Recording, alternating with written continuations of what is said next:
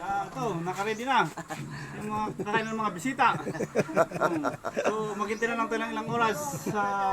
Pwede na. So, wait lang kayo at inahandle pa namin yung makakainan. Oh, yung pinya, may pinya pala dyan. Oh, yung pinya na lang.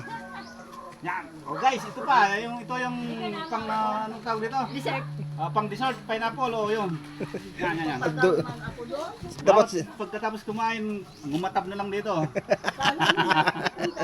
Yan. Puro ko po. papuin natin kaya kuya. Yan. Pangit pag ano? Dindig. Hawakan. Hindi, maganda yung nakatindig. Oo. Maganda yung kuha natin, Rosel. Balat na kain na lang. Isang buwig na buko.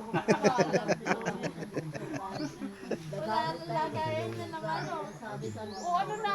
Nakaano na baga o? Oh. Ayos na yan. Yung lamisa pang kuha talaga, ano.